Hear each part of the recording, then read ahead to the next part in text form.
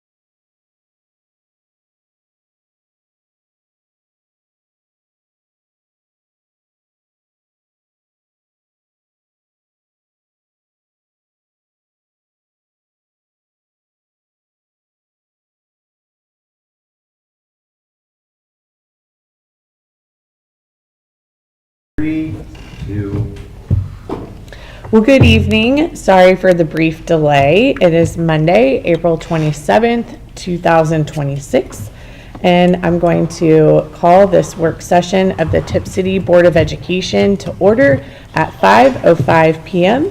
We're going to start with the Pledge of Allegiance. I pledge allegiance to the flag of the United States of America and to the republic for which it stands, one nation, under God, indivisible, with liberty and justice for all.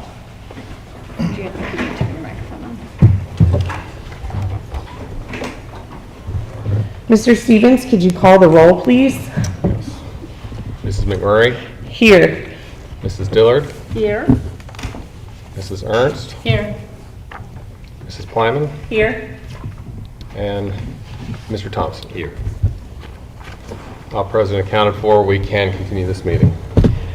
In light of board docs being down right now, we're going to go ahead and just move into discussion of what was on the agenda for tonight's meeting, which included the calendar for 26, 27, and 27, 28, as well as some information from the library. So Mr. Moran, I'm going to yield the floor to you if you want to talk to us about the calendar. So for next school year, the 26-27 calendar, we're looking to make a slight change to the start date for teachers. Instead of having 3 days, they would remove to 4 days at the beginning of the year before students start, and then take one of those days off of May. So they would end on May 25th of 2027 next school year. And again, the idea would be, I think we have some work to do prior to school starts, teachers getting in, helping out, or getting ready for the kids. I think it's a better use of our time. This is something that from the calendar committee and was expressed with the TCA as well prior to this. So that's really the only change, is the teacher start day on this calendar. I'll open the floor for questions or discussion regarding the calendar.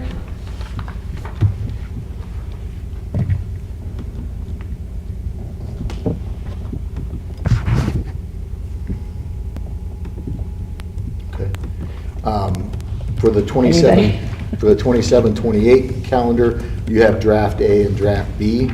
Draft A is the recommendation, and as I shared with everybody with the update last Wednesday, a little more spelled out so for everyone in regards to the number of student days.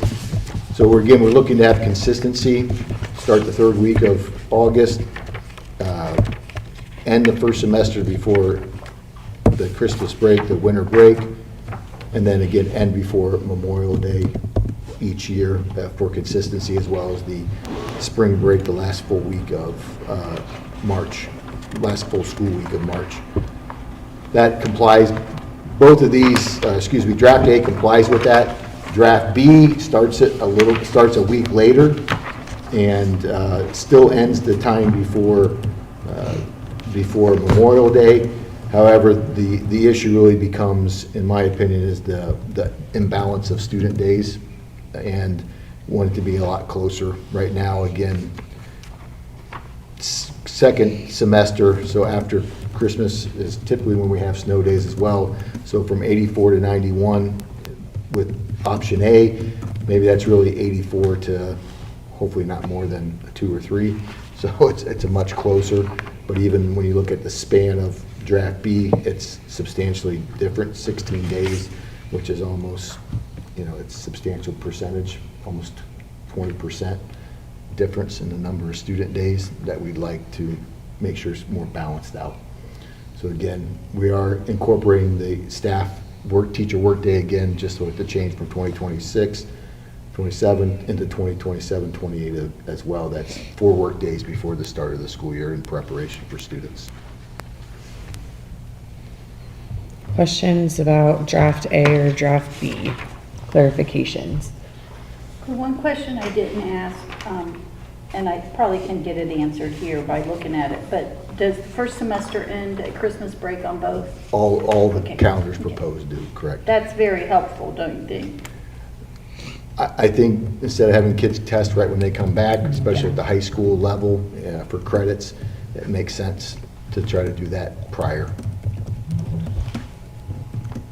And in our contract with the teachers, we actually have some teacher flex time for grading to make sure it gets done during that Christmas break before students start second semester, so we know at the high school level if there's an issue, we need to place them right away versus waiting weeks to get that figured out. So what about the difference with regard to heat in the buildings that are not air conditioned? We've done this the last couple years. This year, it was cooler when we started and got warmer later on. I think for another 2 years, I can't predict what it's going to be, but we do put mitigating things in place, such as ice and other options that we have used before in the past. And if we have to do early releases, we would do early releases as well. And we're talking basically about one building right now, which is Broadway. The other ones, LT Ball, middle school and high school, have the AC with that. And actually, when you look at the Smart Start schedule, the little kids actually start a little bit later too. So I'm not,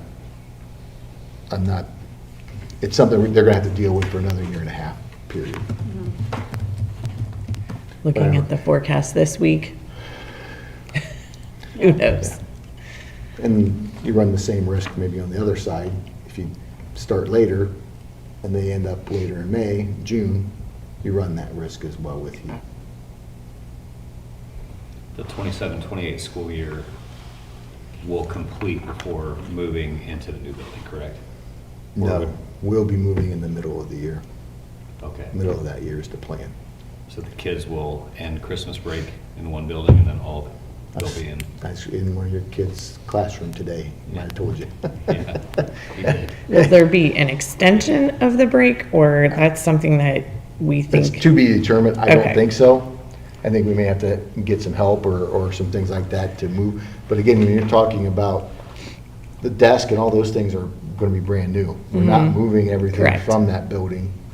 We're just moving a lot of student stuff over, teacher stuff. Teacher stuff, Yeah, so we may have to Science get some help. supplies. Yeah, supplies and things like that. So there may be some things that we need to do on our end, company-wise, to help make that happen. Correct. But if the building's done in December, I'd rather have the kids in here. And that's Yeah. common across It's the not- state. we're not the Yeah, only one no. that's moved in the middle of the year, but would I rather have it done August of '27? Yes. I know that my friend just moved Gahanna Lincoln High Yeah. School, brand new high school. It's beautiful. They just moved in the middle of the year. and they had some extra time built in, but the biggest thing is they had extra time for those teachers that had specific, like the science classrooms that had to take glassware and breakables and things like that. So just keeping that in mind, that, you know, it's a lot of stress, like, oh my gosh, what if I drop this box of glassware, and, you know, now I have to order a whole nother box of glassware over Christmas break, and just making sure that we have help and support for them. I think that's the biggest thing, so they're not feeling like they have to spend their entire holiday Correct. moving. I think that's the biggest thing, so. I Well, agree. the other thing to point out is that with draft day, the school year ending earlier will give us that flex time if we need to, that if we needed to extend Christmas break a week, the school year still is going to end before Could end before Memorial Day, right? Yes. If So we had to extend it, that gives it a little bit of options there. but I'm really hoping that we don't have to. Sure. We'll work on making that happen. And then while we're working on calendar, I did want to bring up, I know we all saw the email about fair, and it's not really our fault that fair got moved down back a week. It's normally a week earlier. And there was the concern raised from parents, and I don't think we want to undercut the educational rigor that is done outside of the schools. And so, Mr. Moran, is there any plans, or can you work on a plan of potentially, So I responded to the family that sent the email, and I think that when we looked at the schedule that the teachers wanted, and that the was appropriate for the district, unfortunately, it's just how the timing in August is running for the next couple of years. After that, it will actually not be a problem. And I understand that it does become an issue for those that are involved in 4-H and FFA, but those can be excused absences for those students. I'll give you another example. We have a lot of students who play athletics. My son has had to take a vacation day the last 2 Fridays for soccer. And I know that that impacted probably 10 to 15 kiddos across the district. Oh, probably even more than that. I forgot middle school too.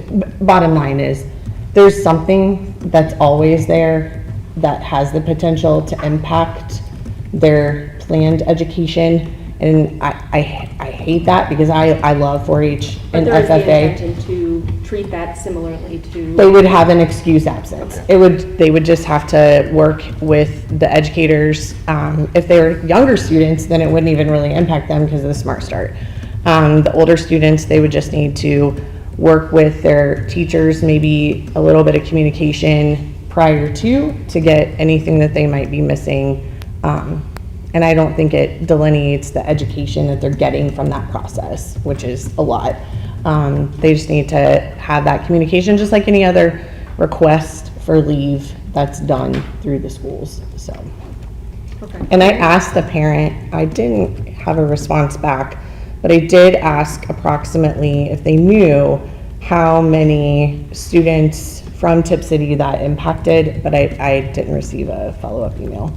Okay, just like I said, I know that the fair in 2025 was earlier this year, it's got moved back, so it's not really our problem, but Yeah. we do want to try to accommodate those, so thank you for clarifying that. Yep. Can I make a comment about that too? So of course, we have 88 counties, and not all the county fairs are, there's many county fairs that occur during the school year. My best friend is an equestrian coach. Yeah. And she lives in Brown County, which is the largest county fair in the state. It's called the Little State Fair, and that's not until September, end of September. It's always Mum Festival weekend. So it's common practice for the students to be excused, and it's respected and honored, the experience. So thank you for reaching out to that parent and letting them know. Yeah, you're welcome.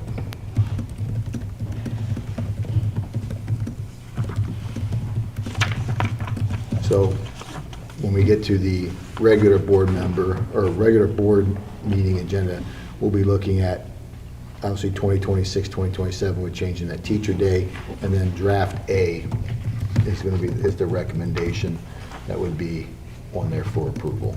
Okay. And this has gone through, I mean, sorry. We had the calendar committee. Okay, cool. We already met on this, and again, I spoke with the TCA about it as well. And they prefer draft day? They're aware of it as well. Okay, I'm sorry. excellent. Anything else regarding the calendar? Okay. Next, I believe, is the library board giving us an overview of the upcoming budget prior to the public hearing, correct? Okay. Yes. Thank you. Ms. Santucci, I will yield the floor to you, ma'am. Okay, thank you. Good evening, everyone. I'm Lisa Santucci. I am the director of the Tipp City Public Library. I emailed a copy of the financial budget worksheet. This is a procedural exercise that we do to the school board. What you have in front of you is the 2027 projected budget for the library. Our fiscal officer is currently driving, so she's texting me things to say. We are not anticipating, we haven't anticipated any major changes. Our major concern right now is balancing our budget with the possibility of an incoming change to our levy, which we are incredibly concerned as it is about 2.5 of our budget. It's a large portion of our funding. We're not anticipating any major capital projects for 2027 at this time. Last year we had a major one as redoing our parking lot. Our anticipated income will remain the same because we do not usually make an income revenue stream. But at this time, there's no major changes that we've been projecting. It's just that we're concerned about our levy. Are there any questions for Ms. Santucci? I also have the head of our finance committee with us, a board member, Elaine Stiklovich. Or Elaine? I have two. Just Lisa, Yeah. just really quick. So looking at the 2027 revenues, the real estate tax is down to zero. Is that because the library budget is up for renewal? It hasn't happened yet, and you're not putting that in here, correct? Say it one more time, please. So your 2027 property taxes are listed as zero for anticipated revenues. Was that because the library levy is up for renewal and because, No. or was, It is not up for renewal, not yet. okay, so my question is, why is it zero in 2027? And then also the, Can you just ask what line you're reading? I'm reading line, I'm on the very first page. Right. I am looking at under revenues, Yes. property and other local taxes, real estate tax. We had 290 in 24, 295 in 25, 305,000 in 26, and zero in 2027. And there's another line on there, the public library fund under intergovernmental revenue. It went from $611,000 for 2026. That one I have an answer to. That one you've got an answer to, yeah. I think it's moved to another location. The property one I believe has moved, but the PLF money is no longer a guaranteed And that's why it's not on there. stream. It was previously, but the new budget, House Bill 96, removed our funding as a guaranteed line item. It's just part of the regular budget now Okay. of the state, so it's different. Okay. All right. Let me try to get the answer to that other one. Everything else, consistent. Excellent. Looking to see if it moved And somewhere. we didn't know, I didn't know if it maybe the real, because they haven't given us numbers. Actually, it hasn't all come in yet, and so Yeah. Karen, we wait until we get our statement and a deposit, and those haven't come in. Correct.